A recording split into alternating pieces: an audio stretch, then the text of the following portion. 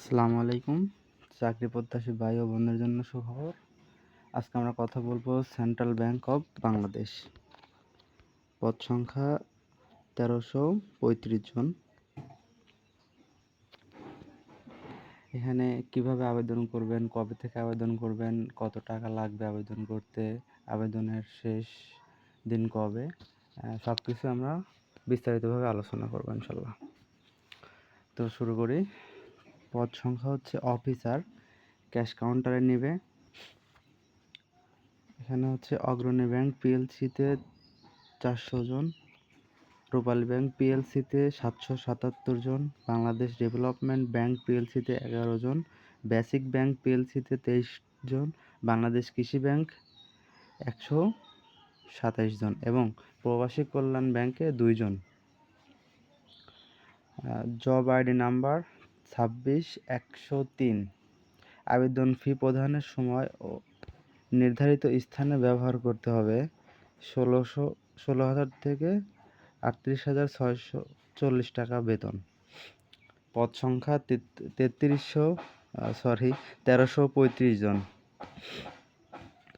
শিক্ষাগত যোগ্যতা এবং অভিজ্ঞতা: যে কোনো বিষয়ে স্নাতকোত্তর ডিগ্রি অথবা 4 বছর মেয়াদী স্নাতকোত্তর সম্মান ডিগ্রি, মাধ্যমিক স্কুল সার্টিফিকেট সমমান এবং চতুর্থ পর্যায়ের পরীক্ষাসমূহে একটিতে প্রথম বিভাগ শ্রেণী থাকতে হবে। গ্রেডিং পদ্ধতি ফলাফলের ক্ষেত্রে সরকারি নীতিমালা প্রযোজ্য হবে। কোনো পর্যায়ে তৃতীয় বিভাগ শ্রেণী গ্রহণযোগ্য হবে না।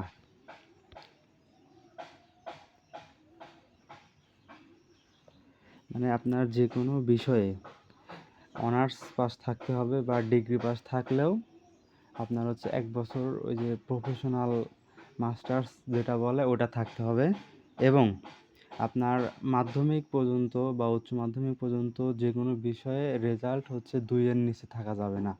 মানে আড়াইও থাকা যাবে না, 3-এর উপরে থাকতে হবে। মানে আপনার জিপিএ এসএসসিতে মিনিমাম 3 পয়েন্টের উপরে থাকতে হবে। আচ্ছা, গ্রেডিং পদ্ধতিতে প্রকাশিত ফলাফলের ক্ষেত্রে শিক্ষা মন্ত্রণালয়ের 2/6/2009 ও 2/3/2010 তারিখের প্রজ্ঞাপন নং সিম 11/5 থেকে 1 অংশ এবং 582 এবং সিম 11/19 থেকে 1/2007/174 অনুযায়ী বর্তমান প্রচলিত জিপিএ বা ক্ষেত্রমত সিজিপিএ এর বিপরীতে পূর্বের প্রথম ও দ্বিতীয় বিভাগ শ্রেণী নিম্নরূপে নির্ধারিত হবে: এসএসসি বা সমমান এবং এইচএসসি বা সমমান পরীক্ষার ফলাফলের ক্ষেত্রে জিপিএ 3 বা তদূর্ধ্ব প্রথম বিভাগ এবং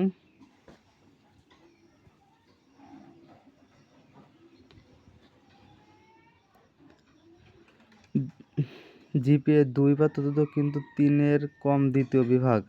অনুমোদিত বিশ্ববিদ্যালয় কর্তৃক প্রদত্ত সিজিপিএ এর ক্ষেত্রে 4 পয়েন্ট স্কেলে 3 বা তদূর্ধ্ব প্রথম বিভাগ শ্রেণী এবং 2.25 বা তদূর্ধ্ব কিন্তু 3 এর কম দ্বিতীয় বিভাগ শ্রেণী এবং 5 পয়েন্ট স্কেলে 3.75 বা তদূর্ধ্ব প্রথম বিভাগ শ্রেণী 2.81 বা তদূর্ধ্ব কিন্তু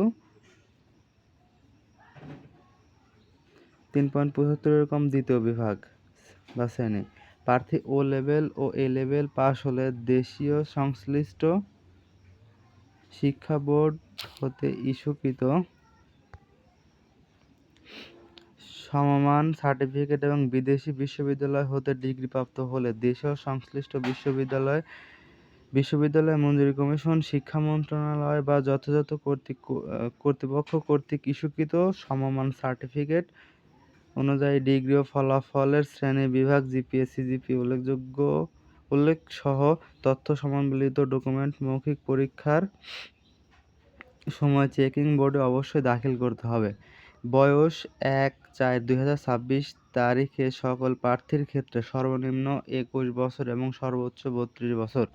আবেদনপত্র দাখিলের শেষ তারিখ ও সময় আবেদনের শেষ তারিখ এবং সময় 12 তারিখ 7 মাস 2026 তারিখ রাত 11:59 থেকে 14 তারিখ 7 মাস 2026 তারিখ রাত 11:59 পর্যন্ত আবেদন ফি।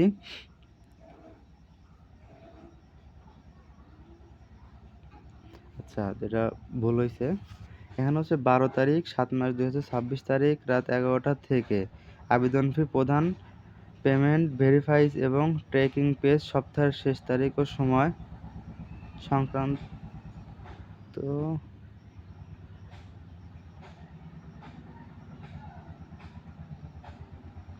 14 তারিখ 7 মাস 2026 তারিখ রাত 11:59 পর্যন্ত আবেদন ফি অফারের 200 টাকা মাত্র।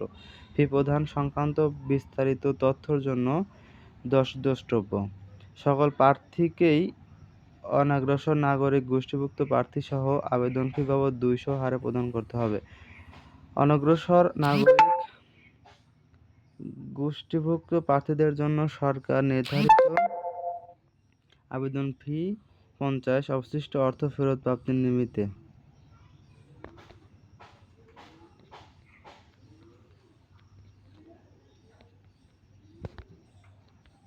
প্রয়োজনীয় দলিলাদি সহ https://recruitment.bb.org.bd আবেদন এর মাধ্যমে অনগ্রসর নাগরিক গোষ্ঠী প্রার্থীকে আবেদন করতে হবে। পরবর্তী তাদের আবেদন ও দাখিলকৃত দলিলাদি যাচাই সাপেক্ষে তাদের প্রাপ্য অর্থ আবেদন ফি প্রদানের জন্য ব্যবহৃত রকেট অ্যাকাউন্টে ফেরত প্রদান করা হবে। আবেদন পদ্ধতি: অনলাইনে রেজিস্ট্রেশন কেবল বাংলাদেশ ব্যাংক নিয়োগ সংক্রান্ত ওয়েবসাইট যেরকম হচ্ছে https://eret.ment.bb.org.bd এই নির্ধারিত ছক পূরণের মাধ্যমে অনলাইনে নিবন্ধন করতে হবে। আবেদন দাখিলের বিস্তারিত নিয়ম ও শর্তাবলী ওয়েবসাইটে পাওয়া যাবে। সিবিআইডি নাম্বার: বাংলাদেশ ব্যাংকের সিস্টেমে ইতিপূর্বে নিবন্ধনকৃত প্রার্থীর বিদ্যমান সিবিআইডি নাম্বার এবং পাসওয়ার্ড ব্যবহার করে আবেদন দাখিল করতে হবে। নতুন প্রার্থীরা অনলাইনে নিবন্ধন সম্পন্ন করলে একটি সিবিআইডি নাম্বার এবং পাসওয়ার্ড প্রাপ্ত হবেন, যা ভবিষ্যতে ব্যবহারের জন্য অবশ্যই সংরক্ষণ করতে হবে। একজন প্রার্থীর বিপরীতে একের অধিক সিভি তৈরি করা যাবে না। প্রার্থীর বিবরণ: প্রার্থীর নাম, পিতা ও মাতার নাম এবং জন্ম তারিখ অবশ্যই এসএসসি অথবা সমমানের সনদ অনুযায়ী অনলাইনে আবেদন লিখতে হবে। প্রার্থীর বর্তমান ঠিকানা: প্রার্থীর বর্তমান বসবাসের স্থান এবং নিয়োগ সংক্রান্ত চিঠিপত্র পেতে ইচ্ছুক ঠিকানাকে বর্তমান ঠিকানা হিসেবে উল্লেখ করতে হবে। প্রার্থীর স্থায়ী ঠিকানা: প্রার্থীর ইউনিয়ন পরিষদের চেয়ারম্যান, পৌরসভা, মেয়র বা ওয়ার্ড কাউন্সিলর কর্তৃক প্রদত্ত জাতীয়তা সনদে উল্লেখিত স্থায়ী ঠিকানাকে প্রার্থীর স্থায়ী ঠিকানা উল্লেখ করতে হবে। বিবাহিত নারী প্রার্থীরা তাদের স্বামীর ঠিকানাকে নিজের স্থায়ী ঠিকানা হিসেবে ব্যবহার করতে পারবেন। তবে আবেদন দাখিলের পরে কোনো প্রার্থী নিবন্ধনের আবদ্ধ হলে যথাযথ প্রমাণ সাপেক্ষে স্বামীর স্থায়ী ঠিকানা অনুকূলে নিজের স্থায়ী ঠিকানা পরিবর্তন করতে পারবেন।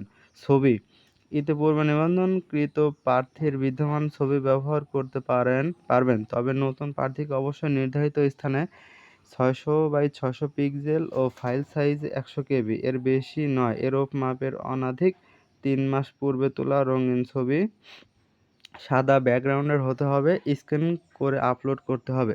ছবি তোলার সময় মুখ ও কানের উপর আবরণ রাখা যাবে না। সাদা কালো ছবি এবং ইনফরমাল ছবি আপলোড করলে প্রার্থিতা বাতিল বলে গণ্য হবে। স্বাক্ষর: নির্ধারিত স্থানে 300x80 পিক্সেল ও ফাইল সাইজ 60 কেবি এর বেশি নয় এরূপ মাপের প্রার্থী নিজের স্বাক্ষর স্ক্যান করে আপলোড করতে হবে। স্বাক্ষর অবশ্যই সাদা কাগজের উপর কালো কালিতে হতে হবে। অর্জিত ডিগ্রির ফলাফলের তারিখ: পরীক্ষা নিয়ন্ত্রক কর্তৃক প্রকাশিত সংশ্লিষ্ট ডিগ্রির ফলাফল প্রকাশের তারিখ অবশ্যই উল্লেখ করতে হবে। বিদেশি ডিগ্রিধারী প্রার্থী ও লেভেল ও এ লেভেল পাস হলে দেশীয় সংশ্লিষ্ট শিক্ষা বোর্ড হতে ইস্যুকৃত সমমান সার্টিফিকেট এবং বিদেশি বিশ্ববিদ্যালয় হতে ডিগ্রিপ্রাপ্ত হলে দেশীয় সংশ্লিষ্ট বিশ্ববিদ্যালয় মঞ্জুরি কমিশন, শিক্ষা মন্ত্রণালয় বা যথাযথ কর্তৃক কর্তৃপক্ষের কর্তৃক ইস্যুকৃত সমমান সার্টিফিকেট অনুযায়ী ডিগ্রি ও ফলাফল, তথ্য সম্বলিত ডকুমেন্ট মৌখিক পরীক্ষার সময় চেকিং বোর্ডে অবশ্যই দাখিল করতে হবে, অন্যথায় প্রার্থীর মৌখিক পরীক্ষা অংশগ্রহণ করতে পারবেন না।